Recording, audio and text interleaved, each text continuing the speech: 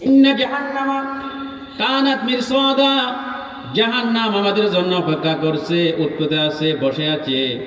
সেই জাহান্নাম নবী করিম সাল্লাল্লাহু আলাইহি ওয়াসাল্লামকে যখন মেরাজের রজনীতে আল্লাহ সুবহানাহু ওয়া তাআলা ইরাজ করিয়েছেন, মেরাজ করিয়েছেন, ইসরা করিয়েছেন, বাইতুল্লাহ থেকে বাইতুল মুকদ্দাস হয়ে সপ্ত আসমান হয়ে সিদরাতুল মুনতাহা হয়ে কাবা কাউসাইনে আল্লাহর সাথে দিদার করেছেন, সাক্ষাৎ লাভ করেছেন।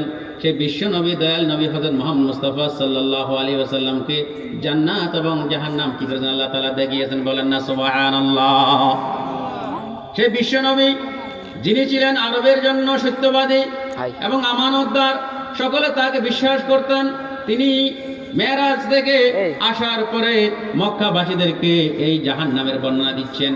তিনি বলেছেন, আমাকে দেখানো হয়েছে এমন এক জাহান্নাম, এমন এক আগুনের কুণ্ডলী, যে জাহান্নামের আপনার পোশাক হবে আগুনের, বিছানা হবে আগুনের, কাপড় হবে আগুনের, দেওয়াল হবে আগুনের, জাহান্নামের সমস্ত আসবাবপত্র হবে আগুনের, জাহান্নামের পানি হবে ফুটন্ত এবং পোষ, জাহান্নামে সমস্ত কিছু হবে আগুনের। জাহান্নামের মধ্যে এমন বড় বড় সাপ থাকবে, পৃথিবীর একটা উটের মতো বড় বড় বিষাক্ত সাপ তাকে দেখানো হয়েছে। এবং জাহান্নামের মধ্যে যে বিচ্ছুগুলো রয়েছে বিষধর, সেই বিচ্ছুগুলো হচ্ছে আমাদের পৃথিবীর মধ্যে গাদার সাইজের, বলেন না নাউজুবিল্লাহ।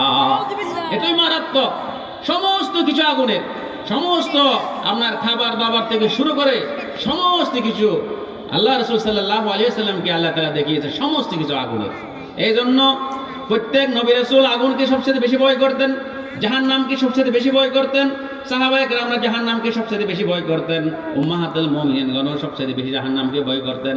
যারা আশারায়ে মুবাশশারা দুনিয়ায় থাকার পরেও জান্নাতের সুসংবাদ পেয়েছেন, তারাও জাহান্নামের আলোচনা শুনলে, জাহান্নামের কোরআন আয়াত পড়লে তারাও কি করতেন? ক্রন্দন করতেন, তারাও কি করতেন? বেহুশ হয়ে যেতেন, বলেন না নাউজুবিল্লাহ। সেই জাহান্নামের ব্যাপারে বিশ্বনবী হযরত মুহাম্মদ মুস্তাফা সাল্লাল্লাহু আলাইহি ওয়াসাল্লাম বলেন, আনজারতুকুমুন নার, আনজারতুকুমুন নার, আমি তোমাদেরকে এই জাহান্নামের অগ্নির প্রতি কি করতেছি? সতর্ক করতেছি, সতর্ক করতেছি, বলেন না নাউজুবিল্লাহ। সেই জাহান্নামের অগ্নিকে 1000 বছর জ্বালানো হয়েছে। 1000 বছর জ্বালানোর পরে জাহান্নামের আগুন সাদা রূপ ধারণ করেছে। আবার 1000 বছর জাহান্নামের আগুনকে জ্বালানো হয়েছে। 1000 বছর জ্বালানোর পরে সেই জাহান্নামের আগুন আবার কি হয়ে গিয়েছে? লাল টুকটুক হয়ে গিয়েছে। আবার 1000 বছর জ্বালানো হয়েছে। 1000 বছর জ্বালানোর পরে আবার জাহান্নামের আগুন কুসকুসে কালো হয়ে গিয়েছে। এজন্য জাহান্নামের আগুন হবে কালো, জাহান্নামের আগুন হবে অন্ধকার, বলেন না নাউজুবিল্লাহ। এই জন্য যারা আল্লাহর প্রতি ঈমান আনবে না, রাসূলের প্রতি ঈমান আনবে না, কিতাবের প্রতি ঈমান আনবে না, যাদের ঈমান থাকবে না, যারা কাফের, মুশরিক, বেঈমান, যারা মুনাফিক, যারা আল্লাহর বিধান অনুযায়ী নিজের জীবন যাপন পরিচালনা করে না, কোরআনের আইন মানে না, ইসলামের হুকুম আহকাম বিধিবিধান মানে না, কোরআনকে নিজের সংবিধান হিসেবে গ্রহণ করে না, ইসলামকে, ইসলামী আন্দোলনকে নিজের জীবনের সর্বশ্রেষ্ঠ পাথর হিসেবে গ্রহণ করে না, এই সমস্ত ব্যক্তিদেরকে আল্লাহ সুবহানাহু ওয়া তাআলা কাল জাহান্নামের বাসিন্দা বানাবেন, বলেন না নাউজুবিল্লাহ।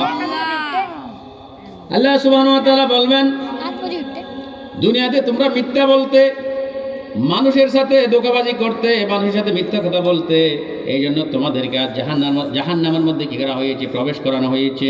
আল্লাহ তাআলা বলেন, হাযিহিন নারুল্লাতী কুনতুম বিহা তুকাযযিবুন, এটা হচ্ছে সেই আগুন, যে আগুনে তোমাদেরকে প্রবেশ করানো হচ্ছে, যে ব্যাপারে তোমরা কি করতে? মিথ্যা প্রতিপন্ন করতে, মিথ্যা বলতে। আল্লাহ